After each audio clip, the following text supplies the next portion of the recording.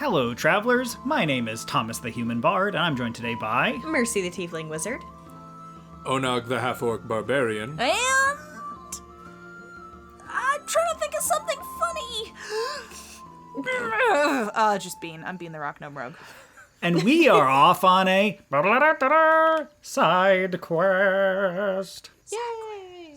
On today's side quest, we are going to be discussing the recently released Unearthed Arcana, the first Unearthed Arcana of 2021. Woo! Whoa. And boy, did they start out strong. Yeah, I think. Yeah, we'll talk about it. But overall, There's a lot going on in this. I Yeah. like it.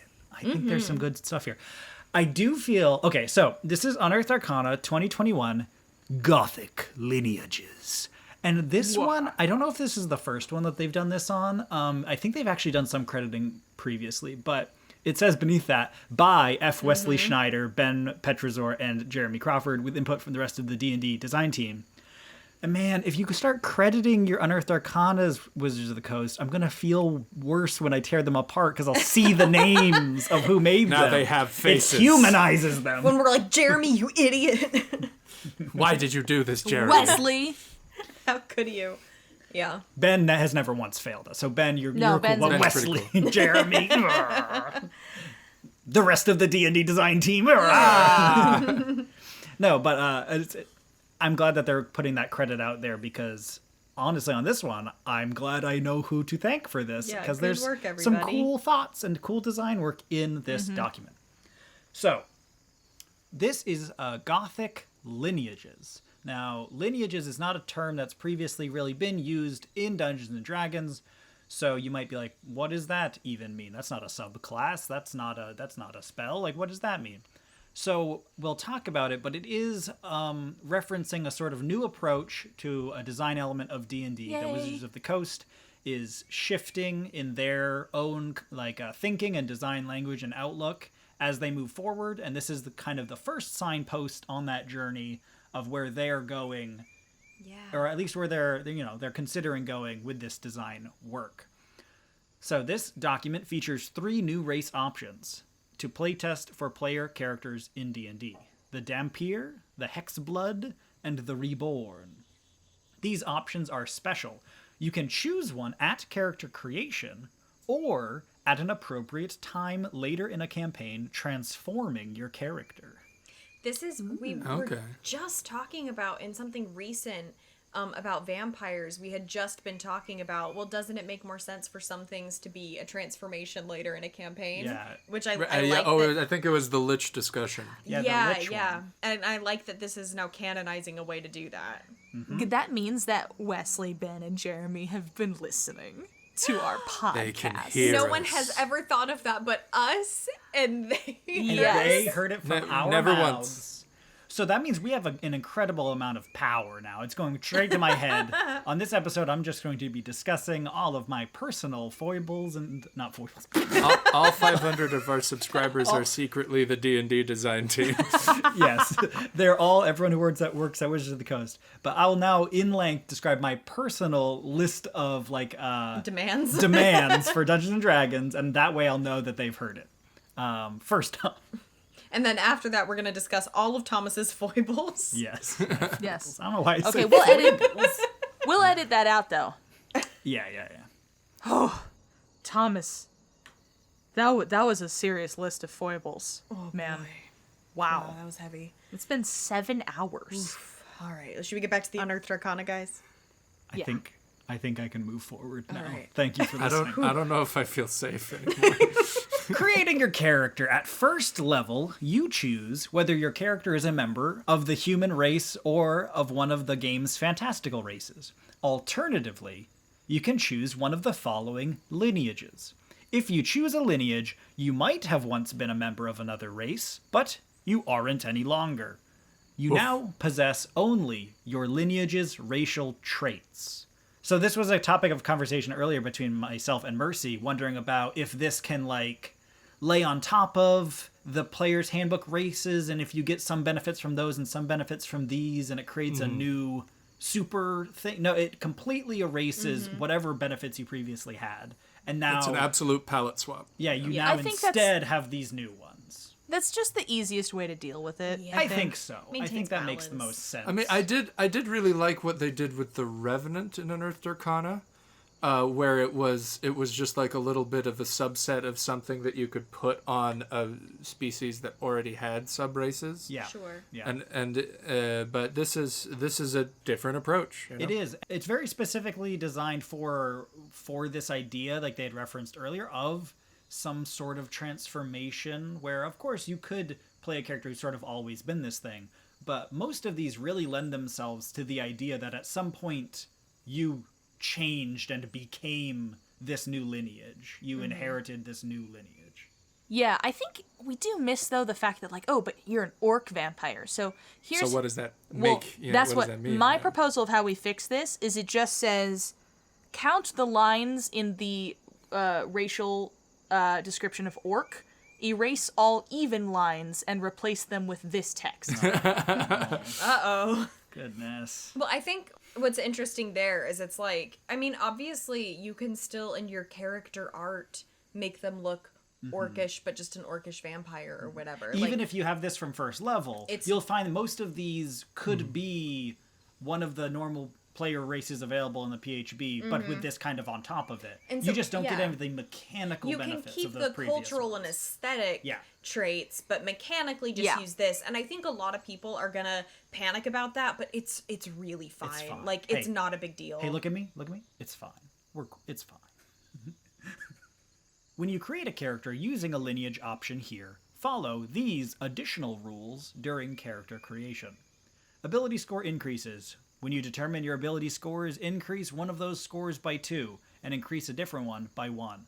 These increases can't raise a score above 20. You follow this rule regardless of the method you use to determine the scores, such as rolling or point buy. If you are replacing your race with a lineage, replace any ability score increases you previously had with these. I wanted to say something about that I think is significant, and I think anyone who's sort of been really tuned in to a lot of the discussions in the D&D community online for the last several years, I'm sure this also jumped out at you. This is very similar to what a lot of players have been asking for and homebrewing and creating alternate systems for years, to try and make character creation more removed from a lot of the ideologies of like real world racism.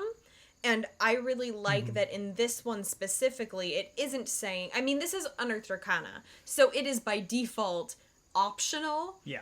but it isn't going even further and saying, I mean, I guess if you want, you can always just at your own table do it this way. It's saying, if you're using a lineage, this is how it works. This is now the only way it works. We're not saying all Dhampirs are inherently smarter or whatever. You choose, like, for what fits your individual character. Definitely. And there's a bit of box text later that we'll read that it goes more into depth on their thinking in that regard, that it'll be, I think, enlightening to discuss. Yeah, I think we're taking some, based on what we're about to read in a bit, definitely some good first steps are being taken. A lot more work Yeah. needs to be done, but For sure. I'm excited to read it in a second. Definitely. Languages. Your character can speak, read, and write Common, and one other language that you and your DM agree is appropriate for the character. The Player's Handbook offers a list of widespread languages to choose from. The DM is free to add or remove languages from that list for a particular campaign. If you are replacing your race with a lineage, you retain any languages you had and gain no new languages. So, Which makes sense. You didn't just... Oh, I okay. forgot how to speak Latin when I became a vampire. well, it is kind of an... Which is one of my primary complaints whenever like a class ability gives you a language. Yeah, It's exactly. like, oh, I just learned how to speak I Draconic cut for that no person reason. in half so well that I learned how to speak Draconic. Yeah, exactly.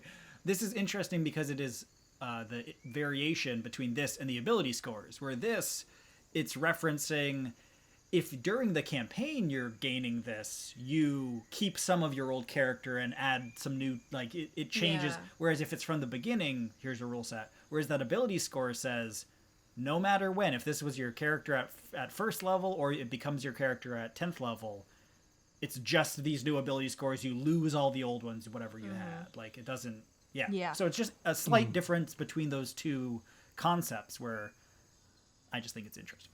Another real quick semantic thing is that it says, like, you and your DM must agree on languages appropriate, and the DM is free to remove languages from that list for your particular campaign. And I think it's interesting because that language isn't always present, and I think has often led to, like... That Yeah, for terminology sure. is not always I present. noticed guess, that like, as well. that semantics isn't always present, the terminology, and I think that, very often you'll get at a campaign where the DM is trying to say, like, so you're saying that you're a little farm boy peasant, yeah. And you want to speak Celestial, yeah. I just don't think you would know. In this campaign it. I'm running in the world I'm trying to build for you, that doesn't make sense. That's what I'm trying to say to you, the player. Yeah, or like saying something like, there are no dragons in this Draconic world. doesn't exist. So Draconic doesn't exist. And I think that by saying things like, hey, you and your DM are working together and make sure that what you are saying and doing makes sense for the world that the DM has created, I think is really important because it will help sort of cement easier I think it also communication at shows the Wizards table. of the Coast embracing that a lot of people play in homebrew settings. Oh, definitely. Yeah. Yeah. Like we Yeah. always do. Yeah. What a surprise Yeah, that I we mean- would like homebrew a lot in our own games. It's like homebrew is like our thing. It just heavily establishes the relationship that is at least attempting to be cultivated between the player and the DM.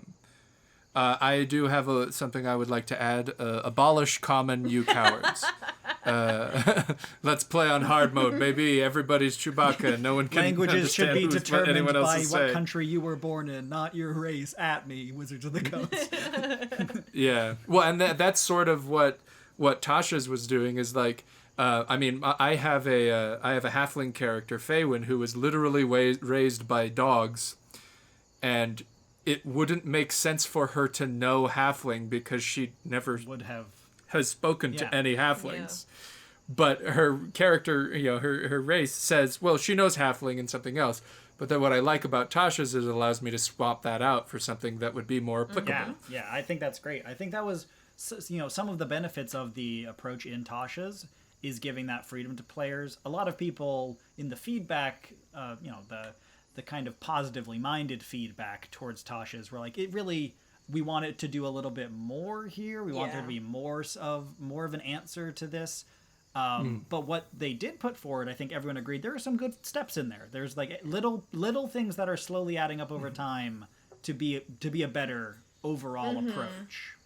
But It is interesting, at least some of the tone in the writing could be interpreted of, well, if you don't like it, just do whatever you want to do. Figure it out. Yeah. well, maybe I guess you can do that if you want.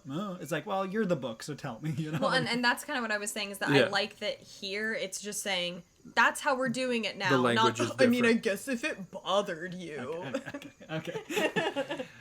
Wow, that's amazing. That's exactly what Wesley sounds like. We're so sorry, Wesley. So sorry, you're the Wesley. starting Sorry, Wesley, you're going to be the Wesley. punching bag We this don't know you. episode. Maybe you're a fantastic person, but also maybe you're not. Have you considered that, Wesley? Hey, all right, now we are getting into defaming public figures. This is me personally adding Wesley. We're gonna get sued. If Wesley listens to this, I will be Wesley. thrilled. Wesley, I will fight you behind an Arby's. Okay, speaking of design decisions and maybe just doing a complete 180 on them and maybe making big mistakes, this next paragraph I think might interest Onog specifically. Creature type. Here we go. Every creature in D&D, including every player character, has a special tag in the rules that identifies the type of creature they are. Most player characters are the humanoid type. A race option presented here. What do you mean most? Well, the satyr no. and the centaur in that one, Are they're technically whatever. monstrous. Yeah, I think so.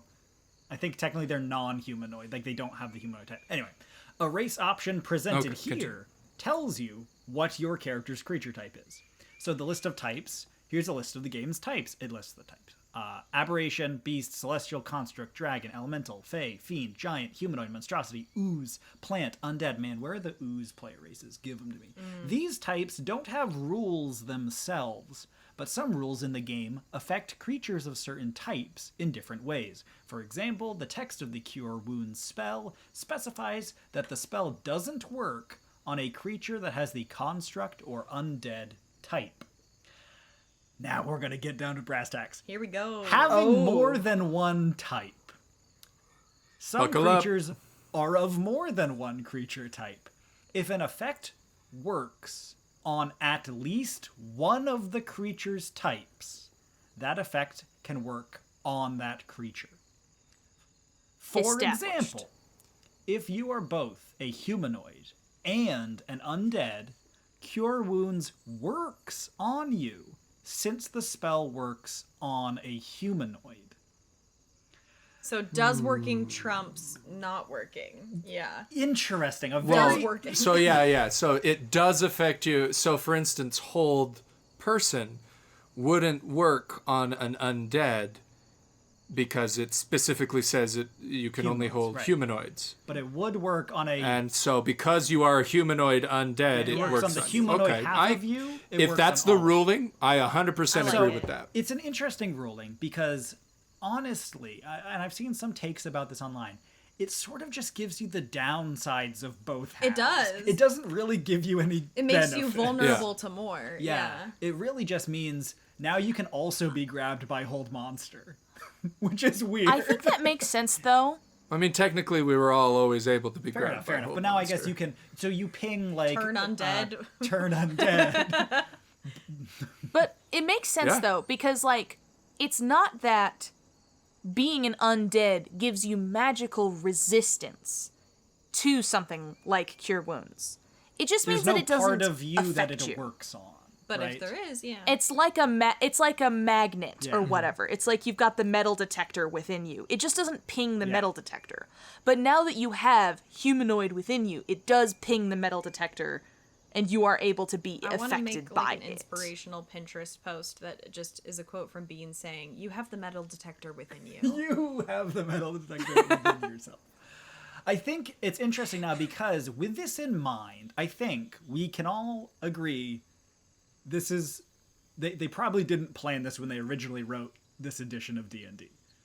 This probably wasn't originally intended as a concept because if it was, the Cure Wounds wording probably would have said Cure Wounds works on all creatures except for constructs or undead. Whereas now it just says it doesn't Right. work on constructs Which or undead. which does not actually mesh with this well. Yeah, which but the- this is the new one, Yeah. so this is the real Which one. is well, which is why they call that out Well, specifically. I've already seen people misinterpreting it and people being like, no, they literally said it in the document. Reading the PDF explains the PDF. Reading the PDF explains. You know, you'd be Yeah. surprised.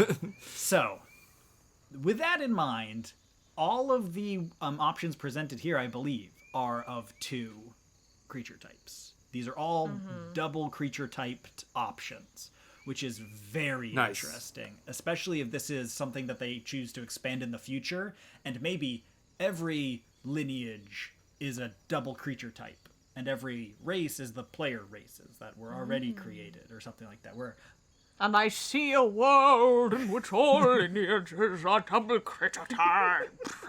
I don't know who you thought you were quoting, but I don't think they sounded like that. And I think they sounded exactly Sorry. like that while they were having a Sorry, stroke. that was my your grandpa. grandpa. Can Was you that leave? it? Was that a Gandalf. Gandalf? I couldn't understand Is your any grandpa a of the tiny words. halfling Gandalf?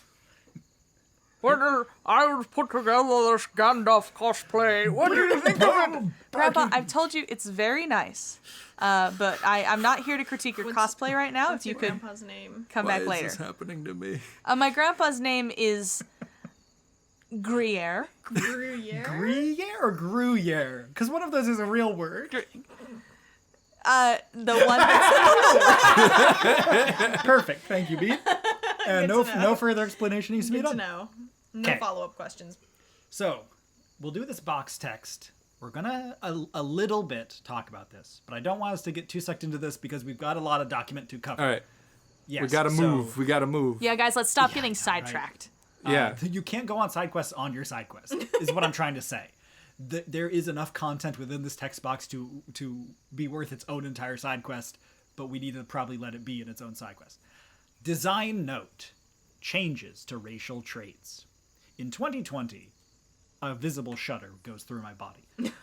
The book Tasha's Cauldron of Everything they misspelled it. Tasha's Cauldron of Hideous Everything introduced the option to customize several of your character's racial traits, specifically the ability score increase trait, the language trait, and traits that give skill, armor, weapon, or tool proficiencies. Following in that book's footsteps, the race options in this article Rubs hands together eagerly. and in future D&D books lack the ability score increase trait, the language trait, the alignment trait, and any other trait that is purely cultural. Racial traits henceforth reflect only the physical or magical realities of being a player character who's a member of a particular lineage. Such traits include things like dark vision, a breath weapon as in the Dragonborn, or innate magical ability as in the Forest Gnome. Such traits don't include cultural characteristics like language or training with a weapon or tool, and the traits also don't include an alignment suggestion, since alignment is a choice for each individual, not a characteristic shared by a lineage. Let's all just have a party to celebrate this real quick. Yes! Just the end of that line, starting at since alignment. Man, that I've been waiting for D&D to say that sentence since I met D&D. I feel like this is the hill I have chosen to die on since like halfway through season 1 of Critical Role. Oh no, guys, that means Onog's going to die we all must die. This is now Onog's on unfinished this business. No. I've got half orc fortitude. I'll just be at 1 HP. Oh, so there's another hill on this hill. Yeah, there's another hill on this hill. There's a little Mercy mini brought hill. up a good point, Onog. This was your unfinished business, and your soul can finally be free from the curse. No, I have too much hate within me. It is like exactly what we were saying though, where this was presented as optional in Tasha's Cauldron of Everything Hideous. Yeah. And people were like, no, and now they're like, just nah, make we're it just the doing thing. this. And then here they went, no, we will, we promise. we Going are forward, doing, and we're we're gonna like, make that- okay. Thank you. Well, and that's something I noticed too on D&D Beyond, is the Tasha's Cauldron of Everything Hideous. Those features were added to the character design, even though we didn't buy the book. On D&D Beyond, those character creation features have been More added like already. an errata almost. They're trying to mainstream that. Yeah. A publicly available You know, adjustment. That makes me happy. That is nice. Thank you. I'm glad. Well, we got one more paragraph here. Finally, One more paragraph here. Going forward. Can they trip at the finish line? I feel like that was meant to be read as finally going forward. The term race in D&D refers only to the suite of game features used by player characters. Said features don't have any bearing on monsters and NPCs who are members of the same species or lineage, since monsters and NPCs in D&D don't rely on race or class to function. They mean mechanically in the game. Moreover, DMs are empowered to customize the features of the creatures in their game as they wish. This is more mechanical okay. than flavorful. Yeah, this is a much... So, yeah, this is where you read it and you go, and you go, okay, it just clarifies the mechanics, like, sure. So this is a much more mechanical adjustment, a mechanically minded adjustment, where they're saying, going Guys. forward, red dragons, evil, right? Like chaotic evil, I believe. They don't have to be anymore. And if your DM makes one that isn't, that's now technically acceptable within the rules of the game. Whereas before, Wesley Wesley would have showed up at your house with a sword. Okay, we can't keep referencing Wesley. Guys, I just have to say, though, yet another nerf to the Ranger. It's like, race is only used for characters. It doesn't really matter to any other creature type. It's okay. Rangers are like, I will use my ability to sense.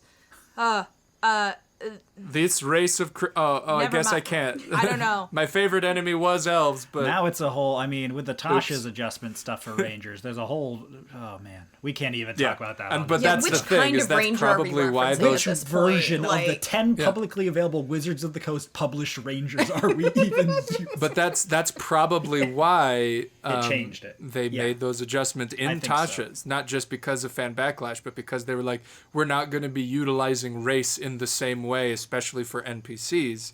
So these abilities become even more and more out of date More and vestigial. defunct. Yeah.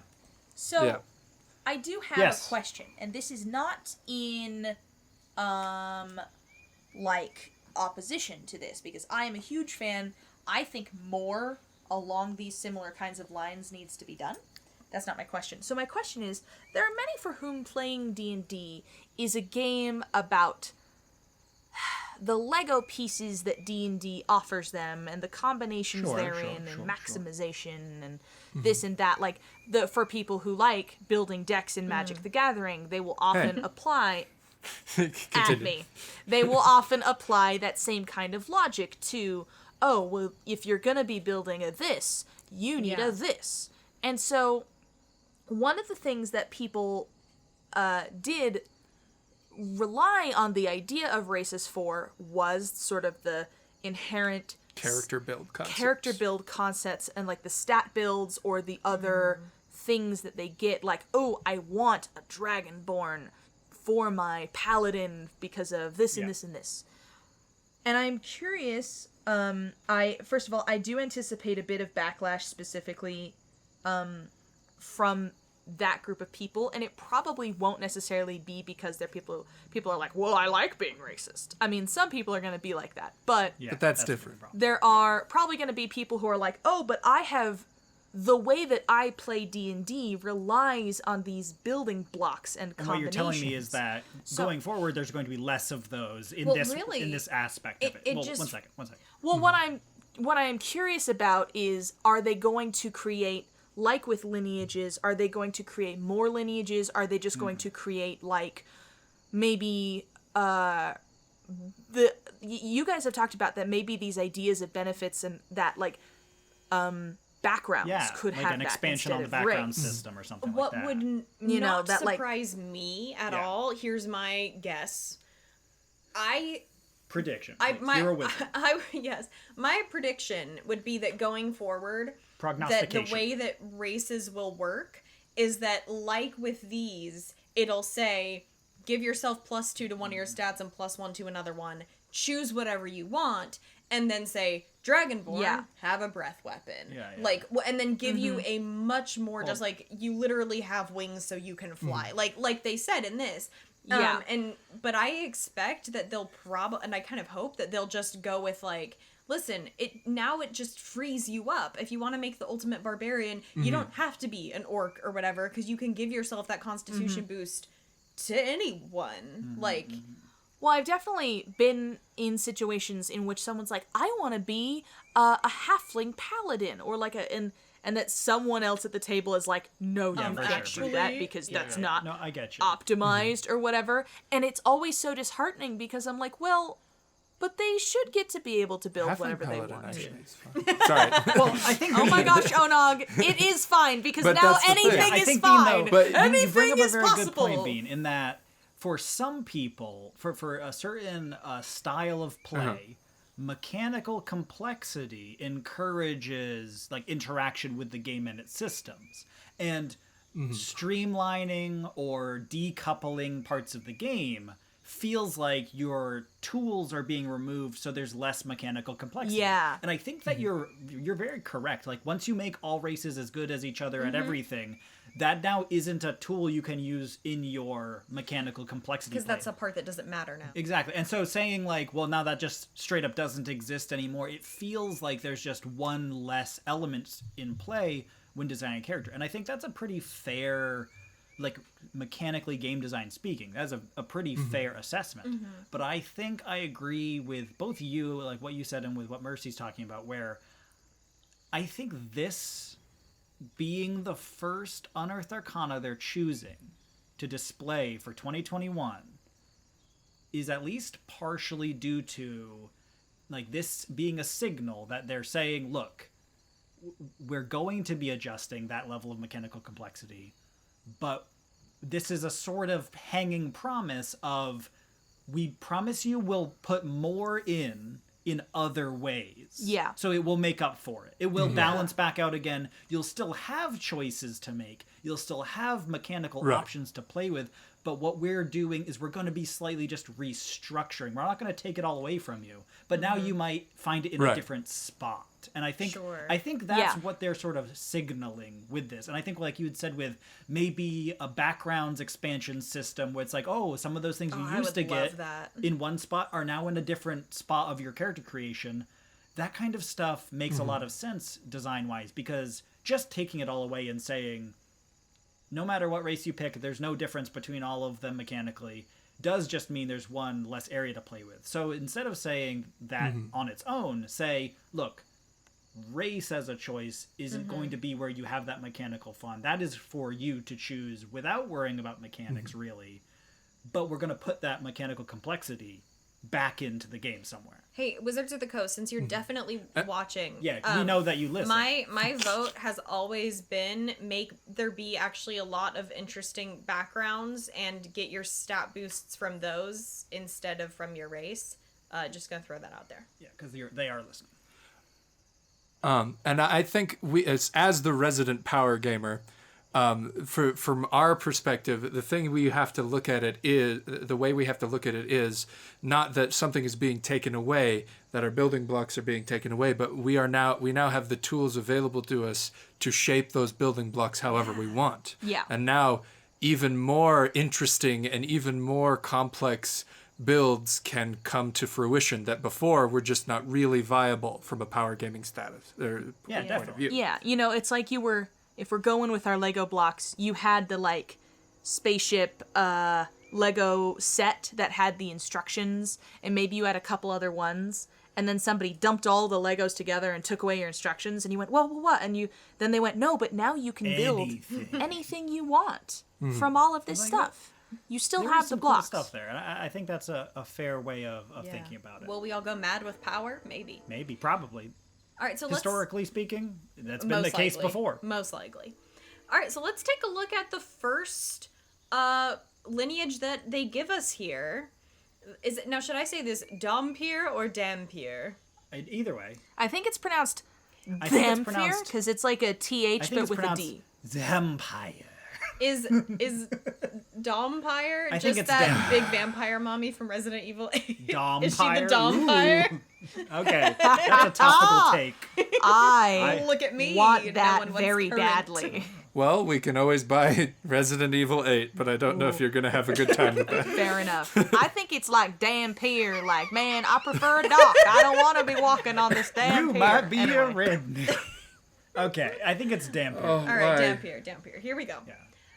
Poised between the worlds of the living and the dead, Dhampirs retain their grip on life, yet are endlessly tested by vicious hungers. Their ties to the undead. That's what being alive is. Yeah, have you met me after like a day on the road? I need a cheeseburger like right now. Don't talk to me while I'm endlessly tested by vicious hungers. Very good, thank you. Thank you. My hunger is coffee. Now I need a shirt that says that. That's my Dhampiric hunger. All right. Their ties to the undead grant Dhampirs a taste of the vampire's deathless prowess in the form of increased speed, dark vision, and a life-draining bite. With unique insights into the nature of the undead, many Dhampirs turn to the lives of adventurers and monster hunters. Their reasons are often deeply personal. Some seek danger, imagining monsters as personifications of their own hungers. Others pursue revenge against whatever turned them into a Dhampir. And still others embrace the solitude of the hunt, striving to distance themselves from those who tempt their hunger. I like the emphasis. Emphasis added. Thank you. Yeah. Emphasis my own. They're like vampire-like. Yes. So yeah, they're a semi-vampire. Vampire light with lime. Yes. Vampire zero sugar. Yes. Yes. Definitely. I think it's really interesting. No, vampire one sugar. One single sugar. Or whatever that was. Their reasons are often deeply personal. Kills me. Is always my favorite character background. Is your reasons are your own.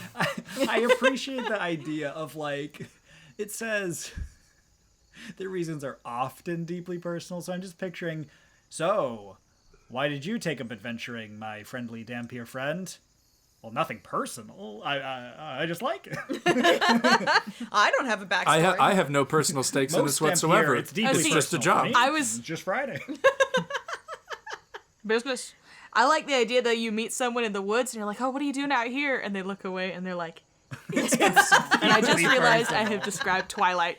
You have described Twilight and half of the characters in the current party you are in. You will meet a Dhampir, and one of you's like, so, what brings you out to these woods? And your friend is like, oh my gosh, you can't just ask a Dhampir that. It's deeply personal.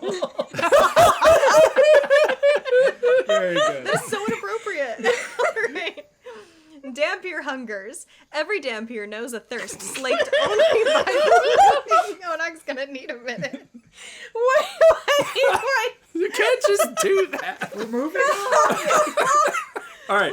Okay. All right. All right, go. Dhampir hungers. Every Dhampir knows a thirst slaked only by the living. This desire is a whisper in the mind, a tinge to the sight, a reflex constantly needing to be suppressed. Those who overindulge their thirst risk losing control and forever viewing others as prey. Those who resist might find exceptional ways of controlling their urges or suppress it through constant molar grinding restraint. In any case, temptation haunts Dhampirs, and circumstances conspire to give them endless reasons to indulge. While many Dhampirs thirst for blood, your character might otherwise gain sustenance from the living. Roll on or choose an option from the Dhampir Hungers table to determine what tempts your character to feed. Okay, before we talk about that table, Wes- we have to talk about how good the tables are in this document. This is a very good Every table. single one This is a stacks. good table. Every single one of these tables is like a beautiful mahogany, like It's got heirloom gold dining inlay. table. It's a vintage piece. They are so okay. We need to talk for a second, Okay. real quick, Yep. about my one of my personal hangups. Remember the Beast Barbarian? Remember the Path of the Beast Barbarian? We keep making fun of it. We made fun of it in previous episodes because it's the one where your backstory is your dad was a werewolf. That's the only backstory that Maybe. they gave you. They had a table in that Unearthed Arcana to roll on for what's your Beast Barbarian's backstory. Roll on this D4 table, which first of all, a D4 table's not a table. It's 4 options. It's a Flip a multiple coin. choice quiz. The 4 options were something along the lines of your dad was a werewolf, which they'd already said. One of your ancestors was some sort of shapeshifter, which Your is dad's dad was a which is the werewolf. same as saying your dad was a werewolf. Some sort of shapeshift. You just are one. I do remember Or that. Yeah. the last one was something like the spirit of beasts dwell within you, or whatever. It's Which like, is okay, also you just are one. that's also you just are one, but in italics. That table In cursive. is maybe the worst table I've ever read in any D&D source book. And it is in Tasha's Cauldron of Hideous Everything. It made it Yup. through the Unearthed Arcana feedback process to be in the book. And so, while reading the book, I thought, okay, they let it in. Maybe because, that's not their best one, but maybe they gave origin tables to all the subclasses, so it will make sense as, sure, this isn't their most shining origin table, but hey, they just had to fill them all out. It's because our boy Wesley wasn't the there. only subclass in the entire book with an origin table. Oh, wait, guys, this is too good to leave out. These... they felt it was so strong, they had to include it. Anyway, They had to include it entirely How else would they unedited. be Your able to dad think was a of their werewolf. dad being a werewolf? we did. We said it earlier, but how else could they think that? What if maybe, not their dad, but a different ancestor was not a werewolf, but a different werewolf? Your great-great-grandpa was the talking badger from never Hello think from of the that. Magic Tavern. Anyway, let's pretend, for the sake of argument, that Wesley wrote that table. F. Wesley Schneider. Wesley. I'm disappointed for that table. But let's also, for the sake of argument, say that F. Wesley Schneider wrote every table in this, Redeemed you himself. have redeemed yourself so much. This is a beautiful yeah. document, and we'll talk about all these tables in depth because, Oh, yeah. I mean, not in depth, but we'll go through them at least. Well, at least we'll savor each one. Yeah, we'll savor each Speaking of things to savor, let's slake our hungers from the living with these Dhampir hungers. 1, blood. Makes sense. Blood. Fresh or raw meat. Oh, I said fresh. Flesh or raw meat with an L. Fresh or raw. Could be fresh. No, it cannot be frozen. You can only get burgers from Wendy's. Always fresh, Gotta never keep the frozen. sticker. It can't be frozen and it can't be cooked. It has to And be it fresh can't and raw. be like jerky. It's got to be Yeah, fresh. okay. It does say flesh or raw meat, which does mean that you could just eat hamburgers, because it doesn't say it has to be raw. Because all meat is flesh. Well, no, Well, kind Yeah. of. I think they. Yeah. Flesh like- can include non-meat body parts. I think what they meant was raw meat, but they went, but flesh is spooky. We gotta put that word in there too. It's I okay. think the It's- implication we can is some move raw meat. yeah. All right. This does remind me, though, of my favorite creature description entry in the Monster Manual for ghouls, where it says, they feast on dead flesh. Like, I mean, so Yeah, do we. I mean, so does every. Yeah. So does every carnivore. All right, and here's a spooky one: cerebral spinal fluid. Ew. Ooh, you gotta get in there.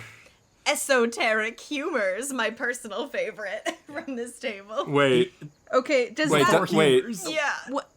Wait, The I'm four pretty sure, humors? isn't one of those... Blood? Yep. Phlegm. No, No. well, one isn't one of those blood. Phlegm, Two is... bile. Yep. There's two biles. Blood There's yellow bile and- and black bile. Yep. Yeah, That's those right. are the four humors. Yeah, that's no good. You don't want to. But there's definitely another humor. I like the idea, though, that those esoteric humors are like dry jokes or something Very, like that. very obscure puns. You know, if you want So, to. like, cool. I feed vampires all They day. just- No. That's the Yeah. next. The That's next the next one on Good down the comedy list. The next YouTube table to here. Psychic energy. Yes. A color from That's one's where puns come appearance. in. So we're including Marceline here. From Adventure Time. I am all I for love this. that. I want to be a vampire that just drinks everybody's I colors. Love that. I mean, if you start drinking the green out Does of the it forest, imply that's that your gonna be friends rough. become desaturated after a time? I don't know. Dreams Well, only if you feed on them. and Dreams, life baby. energy. But just life Sort energy. of general you know? life energy. All right. I mean, but those are. I Those remember- are classic kind of different versions of vampires, are, yeah. especially where it's like maybe I So don't that's a- literally drink your blood, but by standing near you, I drain your youth from you, and I become more. Yeah. And a lot of well- like kind of the old folklore like origins of vampire scares in history, it was a more vague life energy. 'Cause it where was like oh, tuberculosis. this person who we buried isn't really dead, and every night they're soaking the life out of their loved ones who they definitely didn't just give tuberculosis to before they died. Yeah.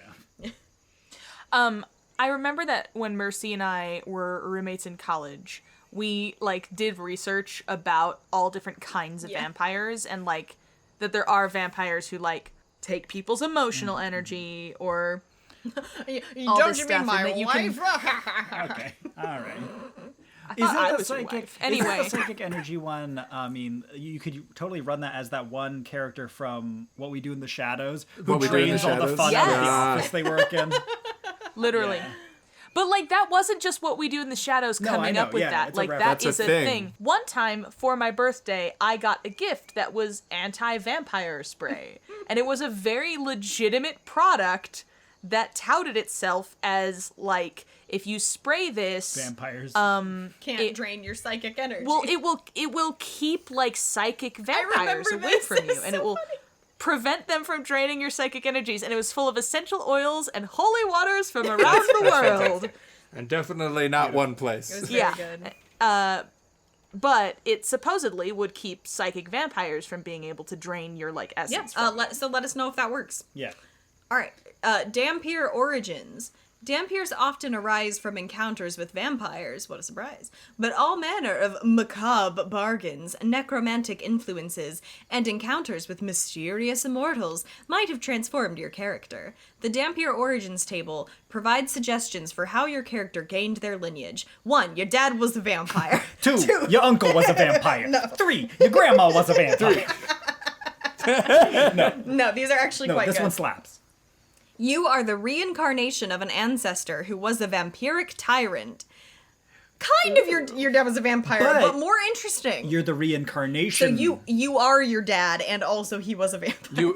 I'm is- my own Yeah. grandpa. This is more like Teen Wolf, where it just kind of shows up every couple Yeah, generations. definitely. Like you or inherited so. this like recessive gene kind, but it's also like you're reincarnated literally as their person. Which there's tons of ways to play that, where like you might still have all their memories and personality, or you might not. Well, like especially if this is a transformation that comes on a pre-existing character, that would be very cool. Where during a ritual, your ancient vampire ancestor takes over your body, and you're now they've Or dude, like reincarnated. peasants start bowing to you because they can sense it, and you're just like, nah, dude, that's not me. Like, I'm just Todd.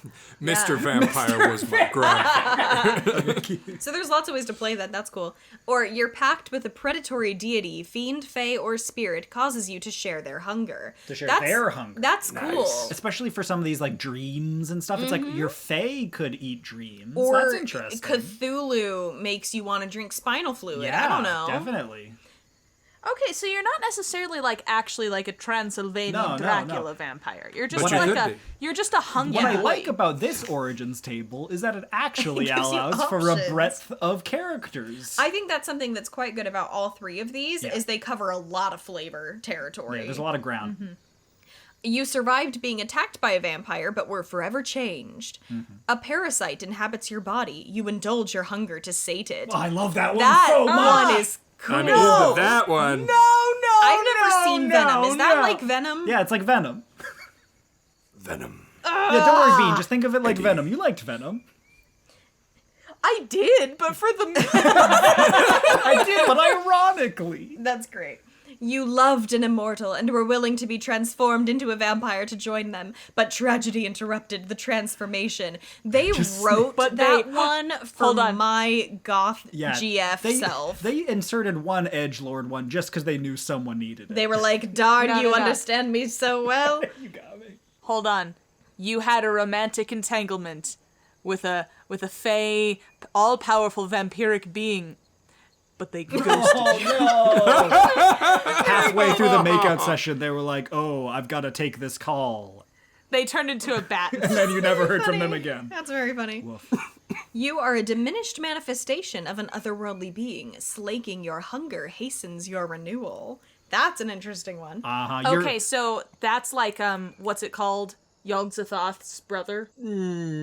Stepson. No, but what's that story? The Dunwich Horrors. Dunwich Horror. Yeah. Ooh.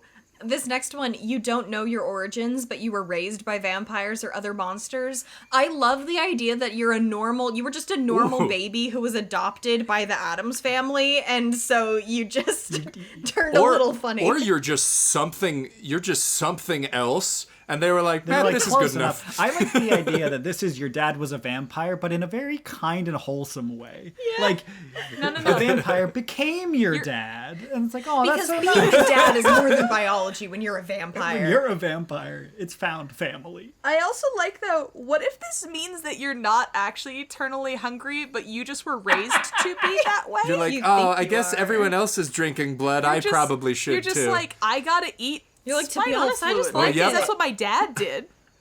Yep, I definitely have the unending hunger You're like, for I'm dreams. for sure And you absorbing start- their psychic energy. I can feel it You probably. believe you are, but it's like a... But like, your dad could eat dreams, and so then he's just like, all right, you feel it, son? And you're just like, Yeah, I yes. ate the noodle and dream. you just have convinced yourself. You ate the noodle.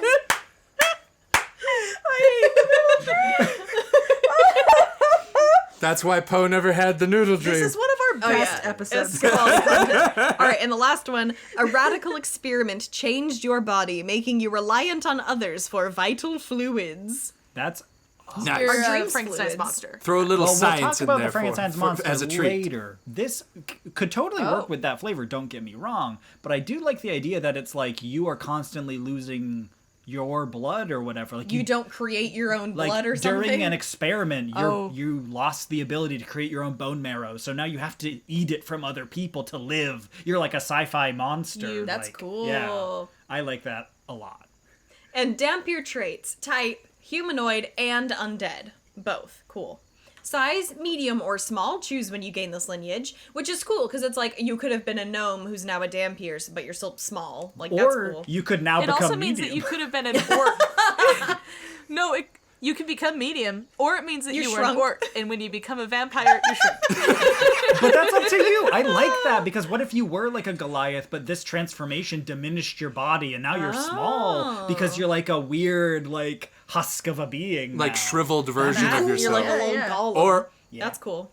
Or I would like to imagine a gnome that has grown in height, but explicitly only from like the knees down. And everything else is the same.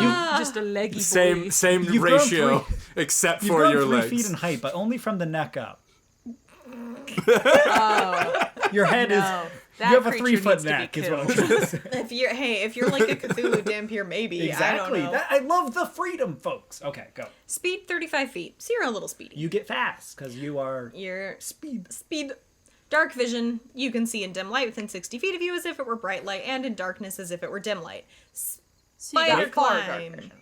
They forgot the part that says you only see in black and white. Come on, Wizards Do of the you Coast. get to see in color if you're a No, because it's Dhampir? labeled dark vision. Dhampir have better dark It vision. does say that they specifically have better dark Well, no, it vision. says they have dark vision. I thought it said they No, had I think it just says they have dark whatever. vision. If it was called Dhampiric dark vision, I would believe you, but sure. it's just called regular dark That's vision. Yeah. fair. Fair That's enough. fair. They Guys, just left left it it off. off. guys, They were I like, can't you know what dark actually vision read. is. I just go off of what you I guys think say. eventually on their published materials, Dark Vision's description text will just say, you know. Yeah, probably. You know, Yeah, no. it's what You know, dark vision dark is. vision. Spider climb. You have a climbing speed equal to your walking speed. In addition, at 3rd level, you can move up, down, and across vertical surfaces and upside down along ceilings while leaving your hands free. This document. Spooky! This document rules. At third Third level? level. At third level? Yeah. Yeah. That's amazing. So you can't No. fly. But you you can can- scuttle, There's some baby. classic like Dracula vibe of like walking up a wall or whatever, right? But there's also if you're Yeah. a spooky eldritch monster, you can like scuttle up walls, Which is like, whoa. revolting. Oh, like in The Exorcist. Yeah, that is super gross. And you can hang upside down like a bat, which I Yeah, appreciate. yeah. Very cool. Vampiric bite. Mm-hmm. Your It doesn't say that you have to sleep that way, which I am upset they they did forgot forget to. that. Yeah, they forgot. Vampiric bite. Your fanged bite is a natural weapon which counts as a simple melee weapon with which you are proficient. You add your constitution modifier to the attack and damage rolls when you attack with your bite. Your bite deals 1d4 piercing damage on a hit. While you are missing half or more of your hit points, you have advantage on attack rolls you make with this bite. When you use your bite and hit a creature that isn't a construct or an undead, Now they know how to write that sentence. hey, there we go. You can empower yourself in one of the following ways of your choice. Regain hit points. Wait. Constitution? Yeah, we'll get to it, Onog. I'll talk to you about it. 1 second. Okay, keep going, keep Regain going, hit keep going. points Sorry. equal to the damage dealt by the bite. Makes sense. Gain a bonus to the next ability check or attack roll you make. The bonus equals the damage dealt by the bite. Very cool. You can empower yourself with your bite a number of times equal to your proficiency bonus, and you regain all expended uses when you finish a long rest. Does this imply, though, that even if you eat people's dreams, that you have to bite them to be able to Yeah, do a that? little bit. You do get a bit. bite out of it. Like, You have to get it. You have to get close enough to nibble. I'm just saying, you bite in battle, you're like, I'm running low, guys, and you bite someone, and then you come up and you're like, oh no, I'm in my underwear, it's the math test. Oh, no, I'm fine, it's okay. I feel I better. kind of think that even if you're going to play a fun Marceline the Vampire Queen who sucks the color out of the room, it's like sometimes Marceline still gets a big scary face. Yeah. And this is for those moments. Yeah. When Yeah. you want a you big still scary get a big scary You still get a face. big scary face when you need it. I mean, this is like the classic Magic the Gathering vampire kind of thing of like you have, what is it called? Lifelink? Yeah. Yeah. You know, heal yourself that in the you bite. gain back I the also damage. really like the Yeah. ability check bonus, which is very cool. I love that too because it gives you so much more like range and utility and freedom for like how to use this and have it be helpful to you. The bonus equals Yeah. the damage dealt Yeah. by the bite. That can be Yeah. enormous It can't, boost. well, so yeah, it can. There's a limit to it. It deals 1d4 on a hit. because kind of Right, plus your constitution. Yes, plus your constitution. And if you're a you rogue, crit, sneak it attack. would double. So there's that too to consider, No. which is fair. But I've seen so Ona, adding your use a big constitution scary. modifier. I've already seen a few semantic debates, and I think there probably does need to be a slight clarification here. It says you add your constitution modifier to the attack and damage rolls when you attack with your bite. It doesn't say instead of strength or dexterity. It seems to almost imply you add both, but I've seen some people saying maybe it's intended to be just constitution instead. But technically, as is right now, with any simple melee weapon, you can attack with Yeah. your strength Strength. And then this says you add your Constitution modifier. I would think Not that they would sure. just say using Constitution in Like you yeah. use Yeah, because they Constitution already instead. have Yeah. terminology So for that. It's debatable. We'll have to see if they do a bit of a clarity on that because it's a little vague as to their intent with that. I think rules as written, you add I both was right. right You now. could get sneak attack if you used Yeah. your Because I dexterity. mean, but that's the thing though. Because if you add both right now, and let's say you're a barbarian. This is the first thing I'm going to do. By the way, is I'm making a venom Yes, of course, of barbarian course. with this, And you're gonna get that one and tattoo say- from so- Tasha's that lets you be Venom. and I'm getting that tattoo. I'm getting the tentacle tattoo. You know, Oh, I'm it's gonna getting the work tentacle really well. tattoo. I'm very jazzed right now. Calm down, But, calm down. Your muscles can only get so big. So you are proficient, which means, let's say I have a 16 in strength, 16 in constitution. So that means I get a +8 to attack at level 1 with a 1d4 +6 damage that could then theoretically chain into, let's say I max out the roll, a +10 to my next attack roll, which is this again. Pretty strong. For real. You can only do the empowered half of it. So the extra benefit, you have a limited amount equal to your proficiency. So Right, you get it right. limited. But that means that means at level 1 I can do that twice per Correct. long rest. yes. So if we've got the guy, you know, the captain of the guards wearing heavy armor, if I get one hit in, I can keep nibbling. Oh yeah, for sure. Oh my goodness. I do really like that. There's been some points brought up. So you can't use your dexterity modifier for this because this simple melee weapon does not have the finesse, It doesn't have the finesse Trait. trait, which is why you can't apply sneak attack. and you can't apply Well- sneak attack, which would otherwise make this so insane. Just that would be crazy, yeah. way I don't strong. see why you couldn't because you just run up and bite someone and they don't even know. But you can only make sneak attack with finesse weapons. That's one of I the don't- things about it. Look, Yeah. look, I am just saying that some people use finesse with their teeth and some people don't, and you can speak to some of my ex-lovers on the topic. Oh boy. This is Spicy. a family show, Bean. The Copperfoxinn After Dark, everybody. After hours. What are you talking about? Some people chew their food really loudly and Yeah, some I get people what you're don't. saying. I Oh, right. You've watched a lot of people daintily eat a salad with just their, like, the tips of their teeth. You know what I'm Yeah. talking about. Yeah. Okay. I think I really, really like this lineage. I am into this. I know. So the thing is, I had read this and I was like, that rules. They can't possibly top that. Oh no. I think they might. I Yeah. think they do. The other two are also very good. Yeah. Y'all, Onog is already doing whatever the happy equivalent of a rage is right now. It's It's rich. called being jazzed. He's I would like to jazzing. jazz. I would like to jazz. And then you just pull a saxophone out. Hexblood is the next section of the document. Where wishing fails, ancient magic can offer a heart's desire. At least, for a time. Wesley getting poetic. Hexbloods are individuals infused with eldritch magic, fey energy, or mysterious witchcraft. Tag yourself, I'm mysterious witchcraft. I'm infused. Some who enter into bargains with hags gain their deepest wishes, but eventually find themselves transformed. These changes evidence a hag's influence. Ears that split in forked points, skin in wild shades, lengthy hair that regrows if cut, and an irremovable, living crown. This is triggering some very legit phobias. I You can know. make I'm it. sorry. You can make it through this. Think of it like know, just I like can. horns. It's just like horns. Okay. Like for tieflings, but it's just in the shape of a crown, which is super cool. Okay. Along with these marks, Hexbloods manifest hag-like traits, such as a long life, dark vision, and a variety of magical methods to beguile the senses and avoid the same. While many Hexbloods... I just had to double check. Yep, all of these have dark vision. Continue. Yeah. Dark vision, you know. While many Hexbloods gain their lineage after making a deal with a hag, others reveal their nature as they age, particularly if a hag influenced them early in life or even before their birth.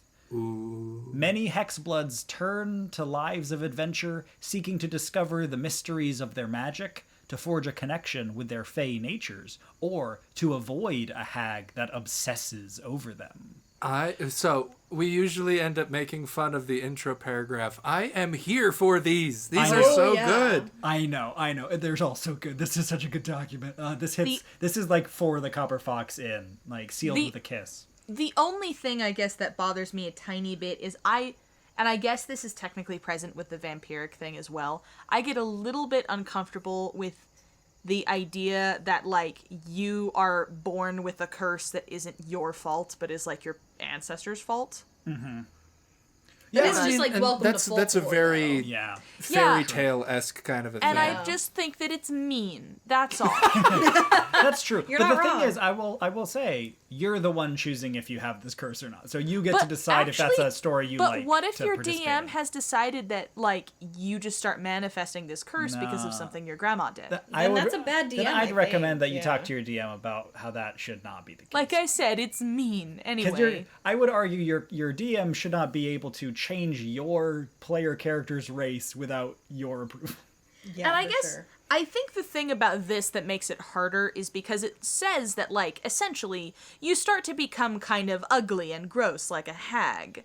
And that seems not as cool as becoming a vampire. I would argue that cool forked ears and colorful skin and an irremovable living crown doesn't sound ugly at all. I could definitely make a hot hag, okay? I guess you could. We could I make- could be guess- a hot hag. We could Like make I some said- Tumblr art of this, okay? Okay. Like I said, this is just kind of sort of along Honestly- a specific phobia line for me. The funny thing for me is that actually this is the most, like, of all three of these, this one is the most, like, hey, did you love making fan art of tieflings? Have I got the art for you? I know, the Do living you crown wanna thing get- is such fan art bait. Do you want to get even weirder with your character designs? Here we go. It is like, what's that, the like artist the bait. genetic, what's the genetic thing that gives people two-toned skin? Vitiligo. Yeah, that, but it can be like purple, you know? That'd be cool. I was just thinking just your whole from top to bottom. You just go, boop, now I'm lavender, baby. Oh, I see. I thought You want to it be meant... lavender, Because but tieflings not aren't a normally tiefling? purple. Or No, blue. I thought because of like changing, I thought it meant like patchy. But that's something. Oh, yeah, you that's something could. that I do be like that simplified. idea, Bean. You're not wrong. But, you know, you could also do it however you want. Yeah, anyway, go ahead. Heir of hags, not hair of hags. One way hags create more of their kind is through the creation of hexbloods. So this is a completely new concept we're just throwing into D&D, I guess. Every hexblood exhibits features suggestive of the hag whose magic inspires their powers. This includes an unusual crown, often called an elder cross or witch's turn. This living garland-like part of a hexblood's body extends from their temples and wraps behind the head, serving as a visible mark of the bargain between hag and hexblood, a debt owed or a change to come. It's kind of like a laurel crown, like it comes up from your ears and it goes around the back like a wreath. Very cool. Like Greek gods. But it could be like antlers, or it could be like could be, like, vines. yeah. But it's like, like part of swampy you. vines. Oh, I love or, it. ooh. Becoming a hag. Hags can undertake a ritual to irreversibly transform a hexblood they created into a new hag, either one of their own kind or that embodies the hexblood's nature. So when we're talking about these kinds of hags, we're talking about in the monster manual, green hags, night hags, sea hags, like those like monster manual hags specifically. This requires that both the hag and hexblood be in the same place and consent to the lengthy ritual. Nice. They are all about consent. Nah, I don't want it. Circumstances. I like it the other way where it's like, make me into a hag. And I was like, no. Circumstances most hexbloods shun, but might come to accept over the course of centuries. Once a hexblood undergoes this irreversible ritual, they emerge as a hag NPC, no longer under the control of the hexblood's player unless the DM rules otherwise. See, Hey, that's a way you can get out of your character. It's a cool way to becoming retire a hexblood. character. Yeah, you want to Is have you a cool just way to go, send your and now they're a character hack. You want a cool character send-off that's kind of like dying? Go become a hag that your party has to kill. This made me think of the kind of coven idea of yeah. like the mother, the crone, and the maiden, and of like the maiden is a Hexblood who hasn't like fully transformed into a gnarly old hag yet, who's like their trainee, and then like eventually when the crone dies, like she'll become the next mother, but it shifts around. I think it's cool. It's very interesting. This one of all of them references the most sort of like old world Eastern European like folklore. In a lot of disturbing ways. In a lot of, we'll get to it, kind of gross ways. Bean's not going to have a great time with this, I'll be real with you. I'm kind of disassociating right now. Feel free to just step outside the tavern for a minute. Bean, if you need a vibe for a minute, don't worry about it. I'm just gonna go hit up my lo-fi bard friend. Yeah. Go talk to Clancy, get a drink, come back when we're done. Hexblood Origins. A bargain with a hag or other eerie forces transforms your character into a magical being. Roll on or choose an option from the Hexblood Origins table to determine how your character gained their lineage. Real quick before we read this table, which, they all slap.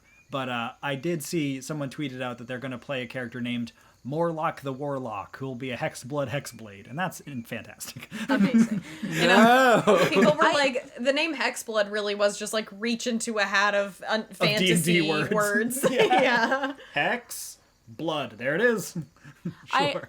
I do just want to add real quick before we do this table.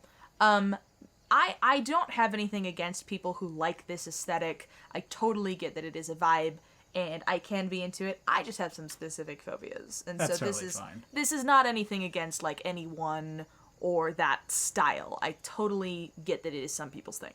Hexblood Origins table. So there's 8 options.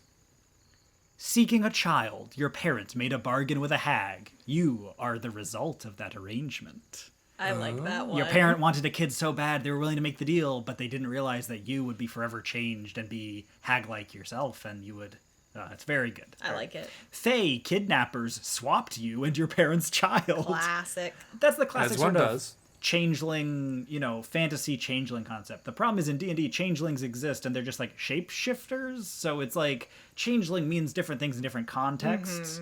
But that concept of a changeling, like historically folklore-wise, is like you've been swapped by a fae. And this fits that very well. The question is, are you the parent... Or are you the parent's child that is taken by the fae, or are you the replacement? Oh, I love that. Very good. That's fun. Onog, thank you for that suggestion. Fantastic. A coven of hags lost one of their members. You were created to replace the lost hag. I love that one. Yeah. I mean, that's basically what you said. Exactly. You were cursed as a child. A deal with the spirits of the forest transformed you into a hexblood, now free of the curse. So this was the price you had to pay to get that curse removed. But now you're forever changed with, like, fae magic. Very cool. So into it.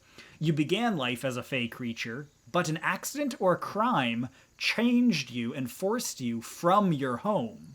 So this is like you were a fae. That one's kind of funky. But now you're kind of being forced into mortality, and now you're more human than you used to be. Coming out from kind of the other direction. Yeah, I really like this vibe because I've always wanted to play as a like depowered Rakshasa that's trying to go throughout his life. And the closest I can find is a Tabaxi warlock, but I'm still looking for it, I mean, there might be something here. I'll be real with you. There might be something. If you do a little bit of reflavoring, like, you lose the crown or whatever. Right, this is probably pretty close. Yeah. A slighted druid transformed you and bound you to live only so long as a sacred tree bears fruit. Cool. All right. Man, the creativity today. So now maybe your crown is like branches and like... And it grows fruit on it. I don't know. Cool. You just pluck an apple. But that gives you immediate story work where, like, if that tree starts getting sick, you're like, oh, guys, we gotta go save the tree. You made a deal with a hag, but they twisted your words and transformed you. You got monkey's pawed. Or, the final one, you are a child of the wilds. Animals and mysterious whispers were the only family you ever knew. One thing I really love, and that I can see so clearly in each of these origin tables, is now that I've spent more time on kind of TTRPG Twitter and seeing people post their OCs, I now can, like, I'll see one of these and be like, oh, I can know exactly the kind of people who that is their jam. I like, know the Twitter person that I will know love who this. wants to do that one. And, like, for me, like, monster, but nice is, like, my entire aesthetic as a person. So it's like, I'm always like, ooh, a coven of hags, but it's just, like, my nice grandma or something, but we're all hags.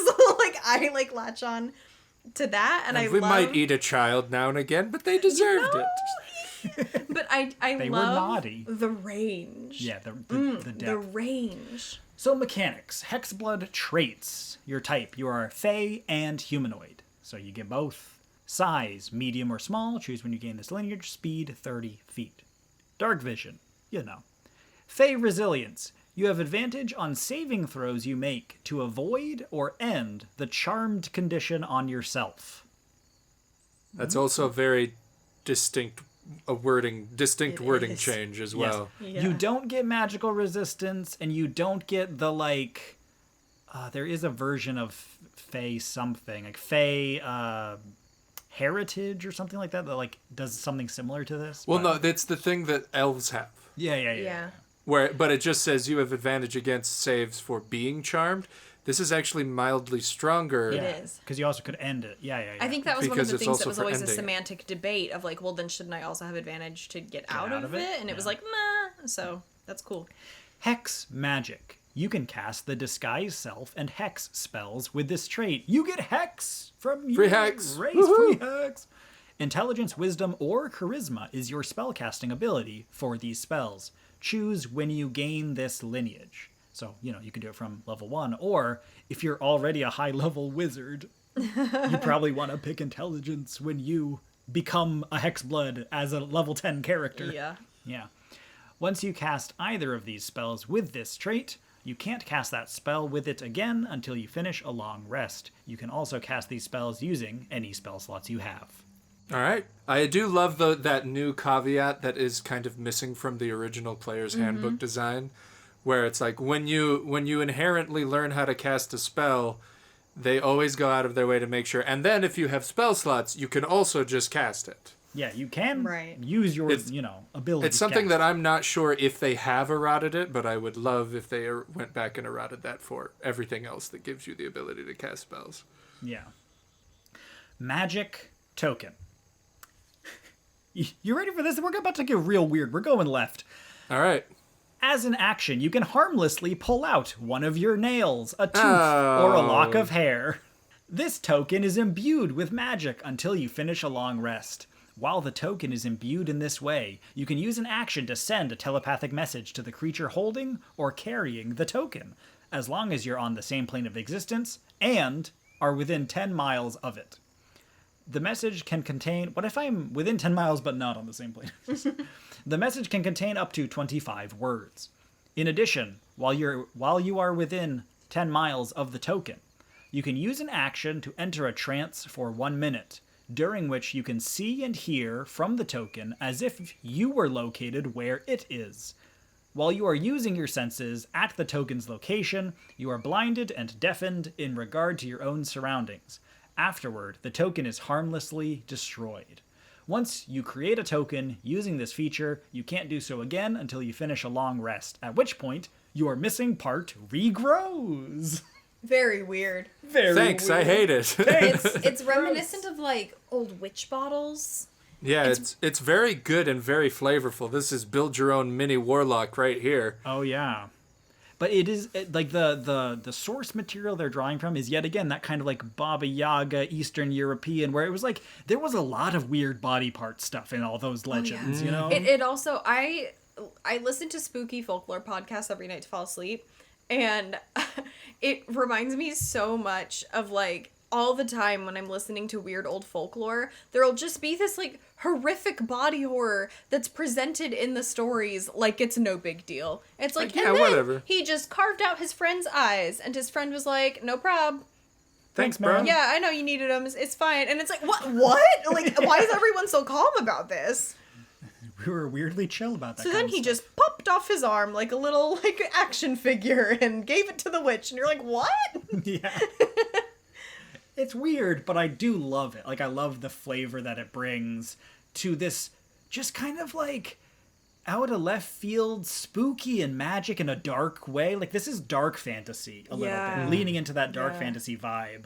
Where, like, a lot of high fantasy is much more bippity-boppity-boo, haha, magic mansion. And this is more like, I put my tooth in their boot so now I can see them when they sleep. It's like, what? Excuse me? I feel like so many people are going to use this to, like, slip their fingernail clippings into someone's, like, backpack with sleight of hand and then later be like, I'm your conscience. Give them the thing. That's very good. It's your conscience. That was a classic thing, though, in, like, the Crucible and stuff, where it's all about, like, oh, we found a lock of her hair like, under his witch bed. beds. Oh, Yeah. that's, like, she was cursing him by putting her hair there. It's, I love it. I love that source material. But that's it. We'll wrap that up so Bean doesn't get too skeeved out, and we'll move on to the next one, which involves Bean, you can come back. Okay. It involves a little bit of body stuff, but in a more kind of fun way, I would say. Yeah. Hello. Hi. I'm back. I got myself some nachos at the bar. Nice. Please don't eat them while we're recording. And for our third and final lineage, Reborn. Death isn't always the end. The Reborn exemplify this, being individuals who have died yet somehow still live. Some Reborn exhibit the scars of fatal fates, huh? Fatal Fates. Their ashen flesh, missing limbs, or bloodless veins, making it clear that they've been touched by death. Other Reborn are marvels of magic or science, being stitched together from disparate beings, or bearing mysterious minds in manufactured bodies. Whatever their origins, Reborn know a new life and seek experiences and answers all their own. I love this so much. That last This one is- makes me think of, like, the Exo in Destiny. Mm-hmm. I also... Making me break out the thesaurus, I'm not gonna lie. I love that when it says missing limbs, making it clear that they've been touched by death. So you can miss most of your limbs and not be dead, except, like, your head. So I like the idea of just sort of like a headless horseman friend walking around. You could play a hey. Headless Horseman. That's so sick. Because I don't see someone, like, missing a limb and I go, they're clearly an Touched by undead. death. Like, yeah. But if they're, horribly wounded from, like, war and, like, not obviously having been, like, fixed in any way. Yeah, But yeah. somehow still alive. Like, a skeleton in a dungeon. Mm-hmm. And you're just like, you're a skeleton. You can't be walking around with a skeleton arm. And it's like, somehow I just have one. That's Hey, true, don't yeah. don't hate on Mr. Bones I know. slash he was just TM fully slash original skeletonized. character. You can totally play a skeleton with this, and I'm super amped about it. All right. Faded memories. Reborn suffer from some manner of discontinuity, an interruption of their lives or physical state that their minds are ill-equipped to deal with. Their memories of events before this interruption are often vague or absent. Occasionally, the most unexpected experiences might cause sensations or visions of the past to come rushing back. It was so weird. I bit into an orange and suddenly I could see my old dog. So Grandpa? unexpected. Is that you? Off in that tunnel with a light at the end? Oh, whoa, sorry, guys. Oh, I guess this ale's pretty strong. Just like he keeps almost to being die. able to pass on, but just doesn't. What fun for DMs I know. this whole feature is. This is this What a lineage is a DM's like yeah. dream to work with a player on this and to constantly have this to work from. It's so beautiful. It's Rather so than funny. sleeping. Now that my party has helped me resolve that issue with my son, I feel so resolved. Oh no. Except I can't remember where I put my compass. I gotta find that. Oh, dang it! He just can't die. Well, I like the. We'll figure this They out later. have but died. I also like the idea that they could be like, well, I've realized that the reason I'm still walking the earth is because I needed to mend my relationship with my son. And, I mean, I just did. And their body just falls down. Well, I guess they did it. Okay, cool. Okay, cool. Good. I love the idea of, as like a pivotal plot moment in the campaign, they finally remember why the gods sent them back to be reborn. Oh, it's so cool. Okay. Rather than sleeping, Reborn regularly sit and dwell on the past, hoping for some revelation of what came before. Most of the time, these are dark Silence stretches. This Hold is on, too relatable. have I been a reborn this Yes. whole time? Oh, no. Because I think instead of so. sleeping, all I do is lay awake and regret everything I've ever done. Yeah, maybe. Maybe. Occasionally, though, in a moment of peace, stress, or excitement, a reborn gains a glimpse of what came before. When you desire to have such a dreamlike vision, roll on the Lost Memories table to inspire its details. This table rules, because this is a table of questions. Lost Memories table. There are 8 options. You recall a physically painful moment. What marker scar on your body does it relate to? A memory causes you to shed a tear. Is it a bitter or cheerful memory? Does recalling it make you feel the same way? You recall a childhood memory. What about that event or who you were still influences you? A memory brings with it the voice of someone once close to you. How do they advise you? You recall enjoying something that you can't stand doing now. What is it? Why don't you like it now? Guys, this is so good. So good. Oh, there's more. There are more. A memory carries a vivid smell or sensation. What are you going to do to recreate that experience? You faintly remember a place that couldn't possibly exist. What is this vision? How does that make you feel? You experience a memory you're certain isn't your own. How does it seem unnatural? Could it be a glimpse of a past nightmare or something worse? Man, the encouragement for roleplay in this is so This excellent. is so good. You It could use is so literally strong. any and or all of these. Yeah. Oof. I can't say because I don't want to do spoilers, but if you've read Wheel of Time, you know what we're all You know thinking what we're about. talking about. You know Yeah. what we're thinking about. No, but it's so good. Those wheels. This is like, I mean, you get to re-roll on this whenever you want these dreams. Like, this can inspire you. You can also, of course, just like most things, like when you have one of these, you can just roleplay it with your DM. But these prompts Oh, yeah. for roleplay are incredibly strong. Because I feel like almost all of us, all of us have DM'd. And, we've all DM'd, not all of us, our audience, like the 4 of us. But even if you haven't, you've been in a situation in which maybe someone either like in character role playing isn't their thing, or they have a little bit of trouble like being prompted in that direction, whether it's just because they're uncomfortable, they're new, or it's just not how they play. And so sometimes like maybe you as a DM give them like a sweet juicy thing of like a memory hits your mind, it's you running as a child and this, and they just go okay, and you're like because they just don't do anything with it. But You to want say them to like take the bait. yeah, but to say like how does this impact you? Like Have you a direct have a memory, question. yeah, and it forces the player to have to verbally answer that question, and it gives them that opportunity for either major or minor character growth or change. Is just mwah, chef's Love kiss. it. It is so good. I love this. It only gets better from here, I feel. I mean, maybe not, but that might actually be the strongest table in this document, but I do also really like the next table as well. But I wish there were more questions in the D&D source books as opposed to statements. You know what we should do? What? We as a group, even if it's not a table that you roll, the 4 of us should make some kind of table that is like a guide to in-character role-playing that is kind of like maybe the improv prompts you might get in like an early acting class. Just like something that, like if a blank event happens, what's a good prompt to help you figure out how to roleplay respond? And at first you could turn to it, but then as you go, you learn to not have to. Oh yeah.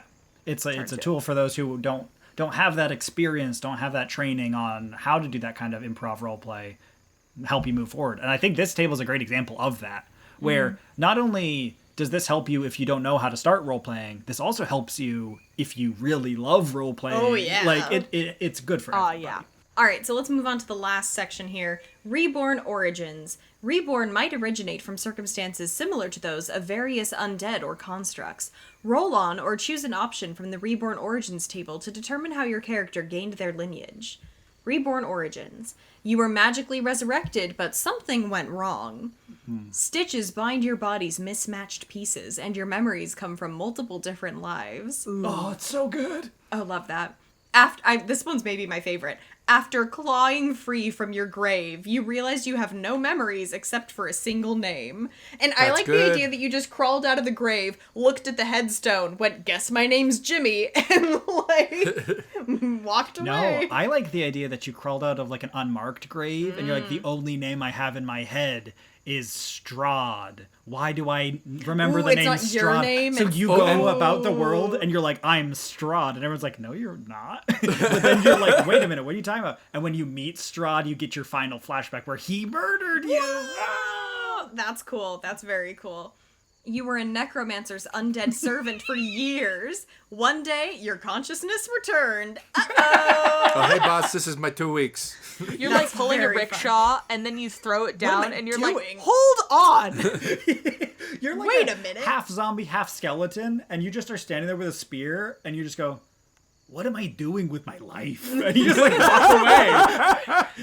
And the evil very lord is good. like, where'd the guard go? Oh And my the other gosh. skeletons are like, he left the boss, we don't know. This is That's my, so funny. okay, my new character is like a undead servant that left the necromancer and is now trying to organize a union of like undead servants. Oh, man. There's a Discworld novel basically about that entire premise. Oh, man, those are so good. Very good. You awoke in an abandoned laboratory alongside complex designs for clockwork organs. That one is very cool. Organs meaning internal organs, not piano organs. I mean, Clockwork maybe- organs that are entirely unrelated to No, you. no, no. When I walk, it sounds like an accordion. The person who resurrected you is also very into just pipe organs. Yeah, Yeah. your mouth is just You have a pipe pan organ flute. in your body. You're a living pipe organ. Oh, don't people call harmonicas mouth organs?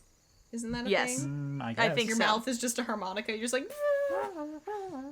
You were released after being petrified for generations. Your memories have faded, though, and your body is not what it once was. Ooh, I You're like finally that. freed from the carbonite. From carbon. But Your body- but you've been in stasis for too long. Yeah, and you're like jumbled, and also you're Yeah. like, guys, I think I have frostbite on every extremity. Yeah, I think I have The- suffered extreme brain damage. The adventurers think they're opening a grand grand stone door, and then you fall out of it, and they go, whoa, and you're like, thanks, I've been stuck in there a bit. Let's go. And you take a step, and you immediately crash to the ground. or you're a druid that something went wrong when you cast meld with stone, and you've just been in a mountainside for centuries. You I were hate doing that. tree stride, and you got locked inside of the ancient Nope. tree. Nope, that's not an option. Tree stride works every time, and don't make me be afraid to do it. Did you know that you're more likely to get hurt riding in a carriage than you are Tree using stride. tree stride? Tree So stride funny. is technically the safest way to travel. That's so good. I love that. Okay. Your body hosts a possessing spirit that shares its memories and replaces your missing appendages with phantasmal limbs. Oh, you can Solomon Grundy this up. That one is fun. You got a ghost in you that's like, look, I just needed a body and you were available. But you're also in there and you're like, yo, can we like Well, go at find first my you're like- lost family? It's like, I guess. At first you're like, whoa, whoa, whoa, get out of me. And then he's like, hold on. I couldn't help but notice you don't have a left arm. What about this? What if? And you're like, oh, Makes ghost arm, and you're like, maybe okay, we hang can make out. this work. Or I couldn't help but notice that from the neck down, you don't exist. All right, and here is the. I am okay, a love ghost. that. You're just a head, huh? Here's, I think, the spookiest one. In public, you pass as an unremarkable individual, but you can feel the itchy straw stuffing inside. Oh my you. gosh, you're like a You're a scarecrow. leather scarecrow. Ooh. Yeah, that's nasty. Spooksy. Yeah, that's weird.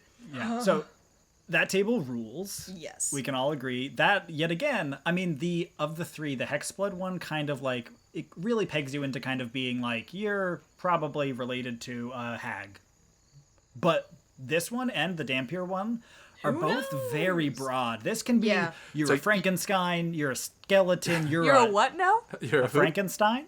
You said You said- Frankenstein. It was like, okay, it was weird. I must have just I don't know, I didn't even notice. Frankenstein. You're a Frankenstein. It's pronounced Similar to, but Frankenstein. legally distinct from. Dr. Frankenstein is my father. No, but you could be a Frankenstein, you could be a zombie, you could be a skeleton, you could be a straw man, right? But you could also Yeah. be like maybe a robot? Yeah, like, you don't have... These are enough that you get the idea of, like, I don't have to go off of these tables. I get the vibe. Yep, I Like, get it you could now. be like, I'm not actually a human. I'm just actually like a very ornate beehive, you know? And I have all the memories of all the bees. See, I would love for like the clockwork And you're a version swarm of keeper this. ranger bean. Oh no! But I would love for like the clockwork version of one of these to think they are a warforged, and then they run into a warforged that joins the party, and then the warforged is just like, "No, you're not. What are you?" Super not a warforged, my man. I'll be real. Well, this immediately brings to mind for me personally, in Fallout 4, the synths that are like Yeah. indistinguishable from people most of the time. But they are full of straw. But famously, Hey, they might as well at a certain point. but famously, Nick Valentine, he is able to like function in society, and humans can sort of put up with his presence, because humans in Fallout 4 are mostly terrified of synths being like spooky robots that are replacing them, because you can't tell the difference between a human and a synth. But Nick Valentine, because he's kind of an older synth, his parts are all like showing, so he can't pretend to be a person. So they're like, "Hey, you're a synth, but at least we know At you're least a this synth." isn't the uncanny valley. Yeah, like we can see that you've got, and you're not pretending you're not one. So like, we can respect that about you, and like, I guess you're cool. I do like the idea of what if you were playing that your character didn't know they were dead, and they just thought that they were possessed or something, and that they kept getting these visions, and they're just like, oh, that's weird. Anyway. But then eventually, like, they find out that like someone does some kind of Detect. healing spell on them or something. They're like, "You don't have a heart. Did you know that?" Just like, "You're missing one." It's like, They take them "Excuse to me?" the doctor, and they're like, oh, we're gonna have to give them stitches. And then they look at the wound, and they're like, did you guys dress this already? And they're like, no. And there's like, there's like stuffing in here. What do you mean? You know, like a teddy bear? Okay, reborn traits, the final part of this document. Your type. You are humanoid as well as construct or undead. Choose when you gain this lineage. So this obviously allows you to kind of decide the route you're going. Are you a skeleton? Then you're probably humanoid. Or are and you a dead. Frankenstein? Are you a robot or like a weird scarecrow monster? You're a construct humanoid. You're like an like a non-living thing or an undead thing. What But if I'm a both- ghost in a robot? Oh, that's a good Oh, question. boy. You got to Crash pick test one. dummy that came to life. Okay, I've got it. Or you're the mist monster from Hellboy 2. What if you are an undead Ooh, good reborn warforged? No, no. And You were a every time a warforged bolt in your falls past out, life. But now you've been given too much meat. and every time a bolt falls out, it's replaced with a ghost bolt. Man. You're. Oh wait. Hold up. There's a good character here. A warforged body that lost its powering systems, but is now haunted by a ghost. That's what I was meaning, like a ghost in a war. No. And they open okay. you up, and they're like, "Excuse me, where's your warforged battery?" And you're like, "Is it not in there?" And they're like, "You don't have one. No, How I think are you working?" The ghost knows. The ghost knows that it just found this warforged body. They're like, oh, what? Don't look in Okay, so there. that's like Full Metal Alchemist Brotherhood, kind of. Yes.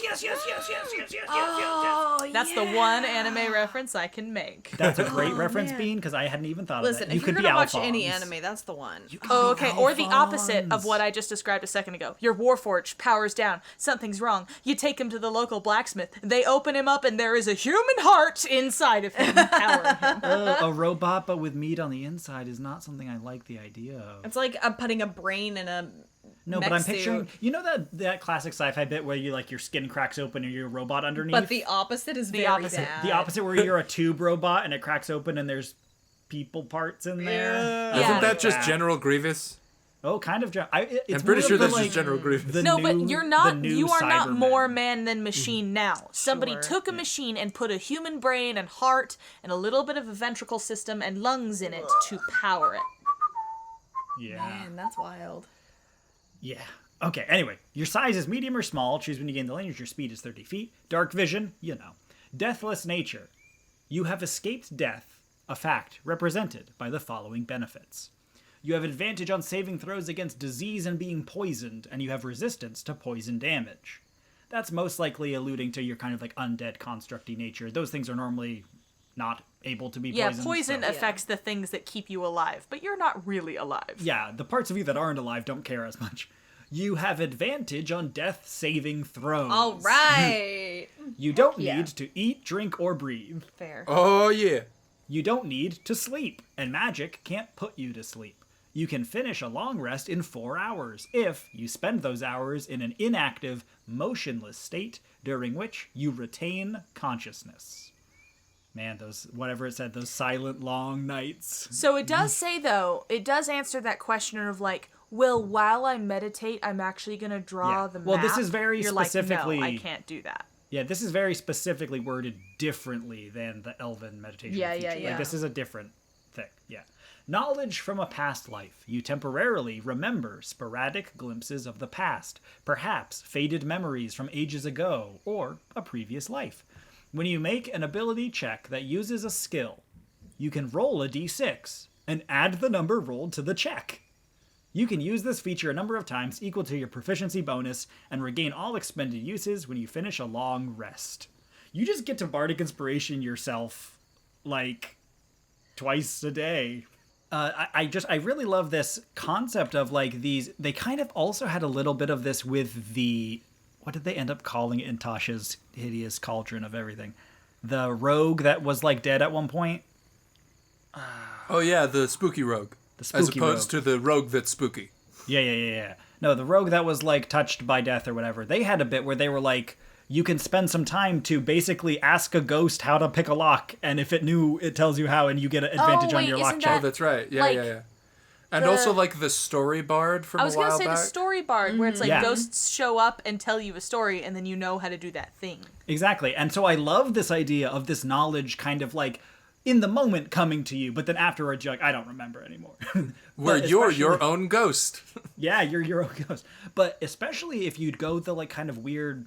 robot construct-y route, you can do some fun stuff where it's like databanks corrupted, whatever, but then every once in a while you just do have that skill unlocked in some weird old file of your robot memory banks, and you're like, I did know how to do that. Weird. Well, dude, that's always like the fantasy thing, right? They pick up some old iron construct and they're like, what does it do? And they're like, I don't know, nothing. And then suddenly in the moment they push the buttons in the right sequence and a fireball shoots out of it, and they're like, how did you do that? And they're like, I don't know, I just knew that I needed to protect my friends. You know, like that happens all the time. Ooh, or the kind of Iron Giant where it's like he remembers how to be an evil robot, but he doesn't want to be an evil robot.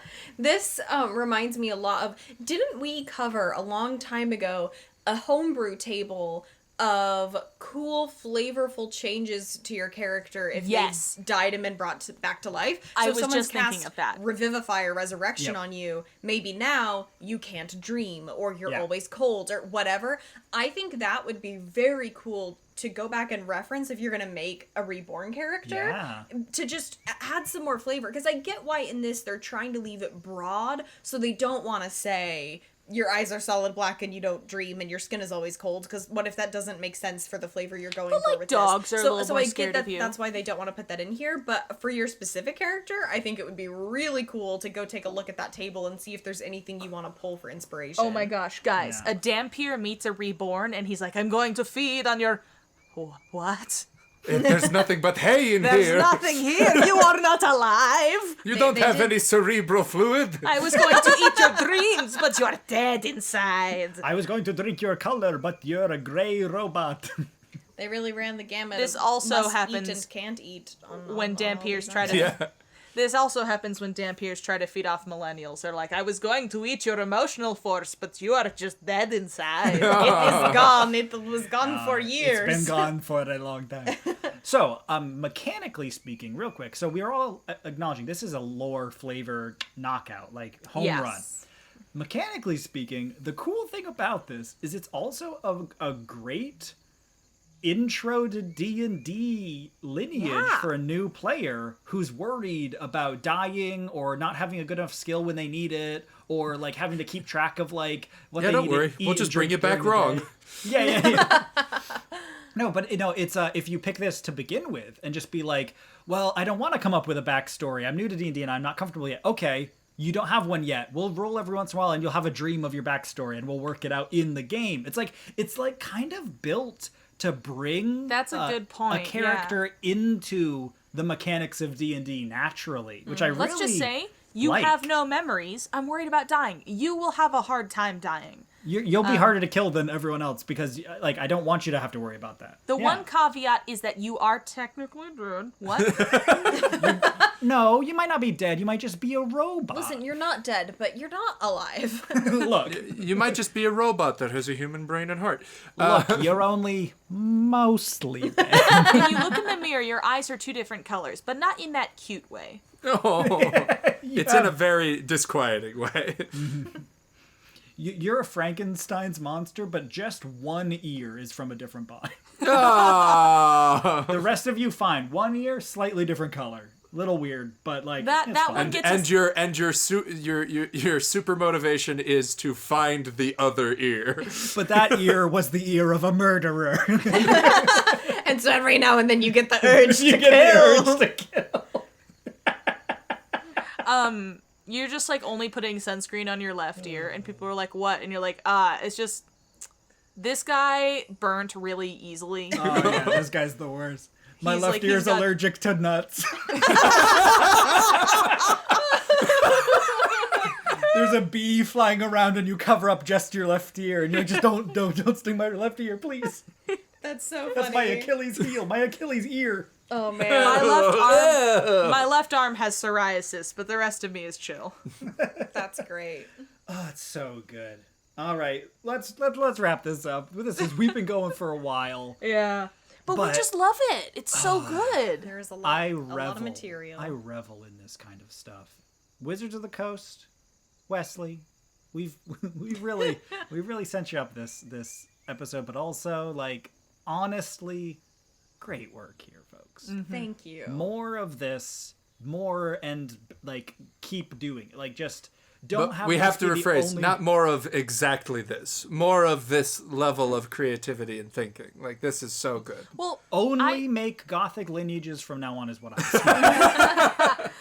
I mean, I said at not the beginning, but with the text box, I was like, some people might feel like some of their building blocks have been taken away. But if you look at what is here and what they have put into the rest of this, so many more options and tasty bits, as tasty as spinal fluid, are just everywhere. Yeah. And so I think that this level of, it's not hand-holding though. It's not saying like, this is how you roleplay. Like you said, Thomas, like, for people who maybe struggle with role-playing, this will be great. And people who don't struggle, they'll just freaking love it. So just this direction that they're going, they gotta keep going in this direction. It's good stuff. Oh, it's so good. So good. Keep it up, Wizards. With that, though, I think we'll end the episode. Thank you so much for listening, travelers. If you have a homebrew that you've created or that you've seen, send it to us. On our regular mainline show, we discuss homebrews made by people in the D&D community. You can send those to us at our email, thecopperfoxinn@gmail.com, or on social media at thecopperfoxinn. We also want to say we hit 500 subscribers. Yay! Woo! Thank you so much. So stay tuned for our next episode where we will be announcing something very fun and exciting for you guys to give back a little bit. Now, just to celebrate hitting 500 subscribers. So make sure you check out our next video where we will have more details. What's it gonna be? You'll have to look at the next video to find out. You'll find out in a week. Oh, that's like our Nick Fury moment right there. We just were teasing the rest of the Avengers films. The secret. If you listen to the end of this 2-hour-long podcast about a single 3-page document, Then quite frankly, you've earned it. you've earned it. Yeah. We appreciate all of the support that we've got from the community. Every comment we get is so wonderful, just to see the interaction that people watch and they like check out what we have to say and they have their own thoughts. It's fantastic. It's great. I can't believe that there are 500 people who have any interest in hearing what we have to say, quite frankly. Can y'all imagine, like, if we were doing a live podcast and there were 500 people in the room? It'd be pretty bonkers. That'd be so many. I'd hope we were all wearing masks. And then it was Yeah, very not right large now. room. Not A this very year. big room. Very spread out. Big spread out room in several years when the vaccine has been taken by everyone. Yeah. My imagination is the only place I'm with 500 people Yeah. right now, let me tell you. Through YouTube is the only place I'm with 500 people.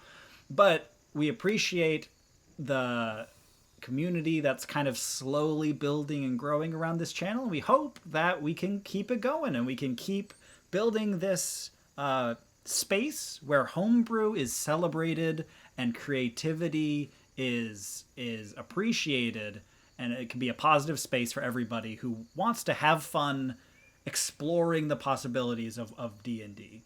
So thank you so much. Remember to like this video, and if you haven't yet, please subscribe.